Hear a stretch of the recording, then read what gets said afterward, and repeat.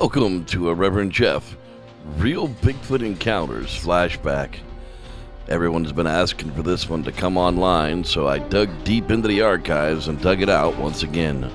What happens when a man all of his life raised around Bigfoots finally get a chance to have a conversation with one? Find out what Tumac had to say when he sat down with this man and finally had it out. This is the first time I have shared this story to anyone but my close friends and wanted to do it here.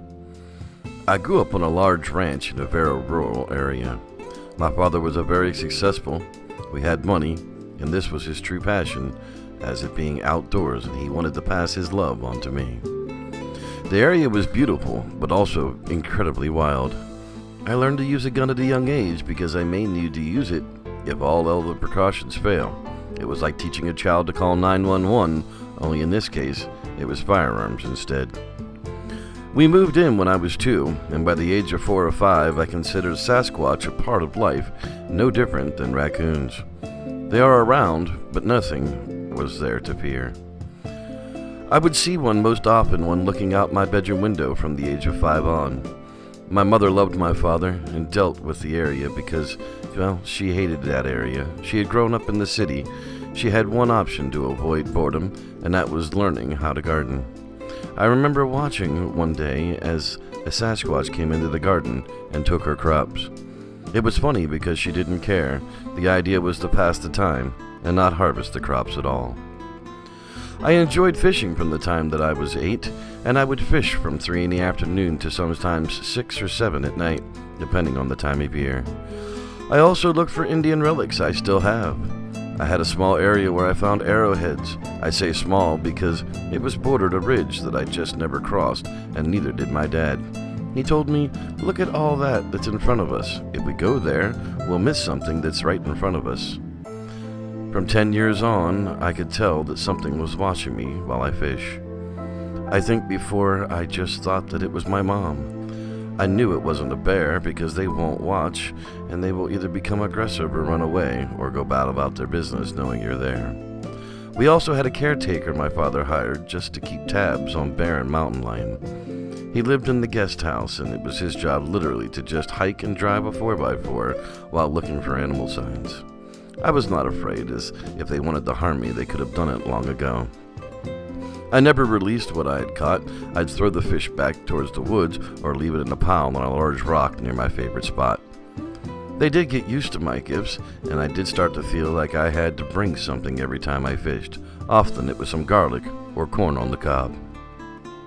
I went away to college, and at that time of school, before my first trip home, it was the longest I'd spent away from the ranch.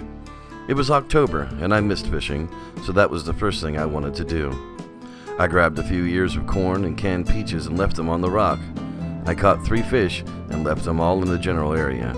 I did the same thing the next day, and on the 3rd day, something I will never forget happened. I was fishing lower down on the river by a small inlet. A Sasquatch appeared and just kept looking at me.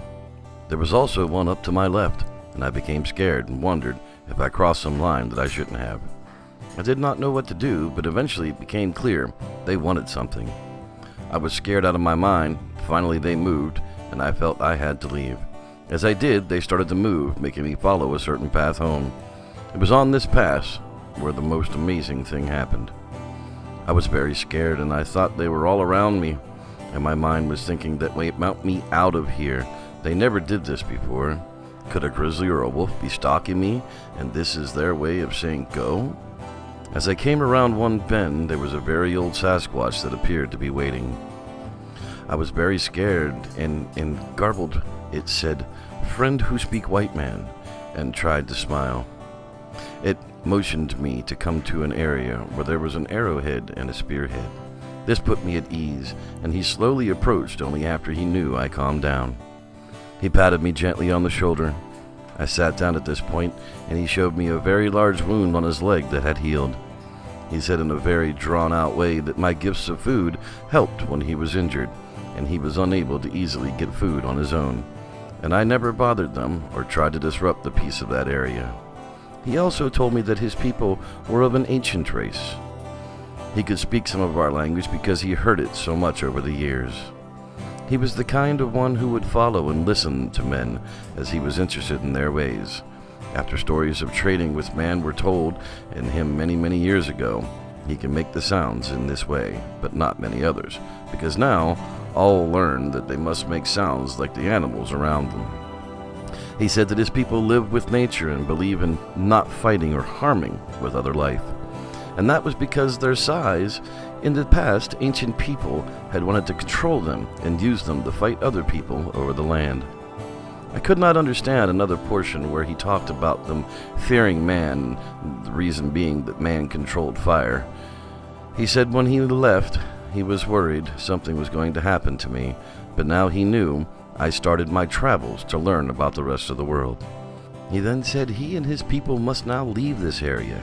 A town was growing in an area where people had not been before, where there had only been that ranch. They had to hide far too often now because more and more people did not allow them enough time to secure food. He said they could taste it in the water, that the area could no longer be shared. I asked him his name, and he said Tumac. His eyes were what I remember as what they were kind of light gray. I don't speak this way, but the only description I can use is he was an old soul. They were almost hypnotic, and this was the only time I felt anything but peace. As he explained to me, this comes from my sensing he knows much of the natural world, and while man's desires this knowledge, he can't comprehend it, and this leads to a clouded mind. This did not disturb me. What did was the fact that he said this was important. Not all like him are of a peaceful nature. Those with the red eyes, he said, those with eyes like blood, are not peaceful, and man must be very wary.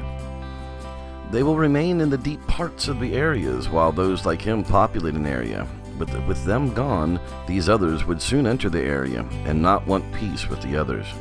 He said his people are smarter than those he described, and because of that, they feared them, and did not bother with them.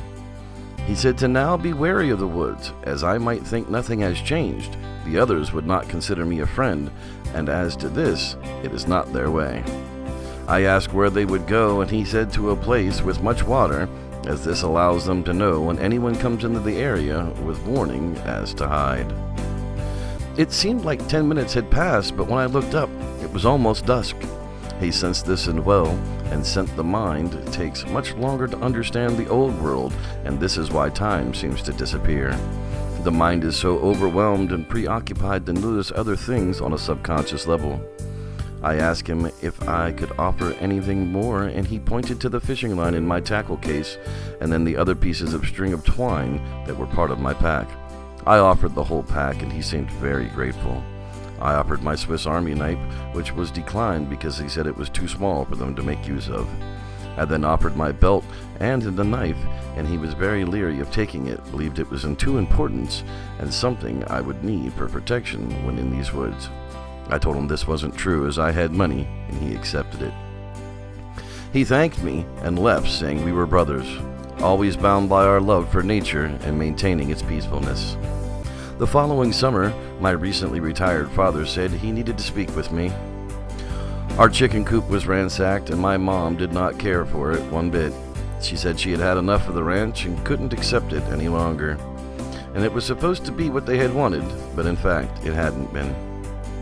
A haven in the wilderness, an oasis for her to avoid, and my father's way of having the wild at his fingertips. Now it was the biggest house in a rural, boring area, becoming dominated by new developments and cul-de-sacs. She was not going to deal with the construction of a new Walmart pushing displaced bears and cougar towards the house. She indulged me on Sasquatch, but never really embraced the idea openly in front of us. She wanted him to sell it, and she wouldn't hear anything less. He wanted my blessing to sell my childhood home, and I gave it, as it allowed them to go the beach house and the log cabin route, making them both happy. The ranch where I grew up is still there. A condition of the sale was that our caretaker would get the guest house and a piece of land and the right to guide hunting trips through the area, which has been set aside and will be preserved. We still talk about it, and he says that they are pretty much gone. He said you get a glimpse of one every once in a while, and then you could sit in the same spot for a year and not get another. They're not in the same area for a reason, and when they are, it's just for food or some other reason as they get out quick. He and I did not dwell on it, as when I was young he told me all I needed to know was that they mean no harm. There are still sightings in that area to this very day. Wow, what another incredible Real Bigfoot encounter. Be sure to stop on over to youtube.com/SLoungePodcast and subscribe to my channel for the nightly Fringe News and for the weekly podcast on Wednesday nights at 7 p.m. Pacific. Or you can follow me on Twitter at SLoungePodcast. Thanks for joining me. I'm Reverend Jeb, and may the Squatch be with you.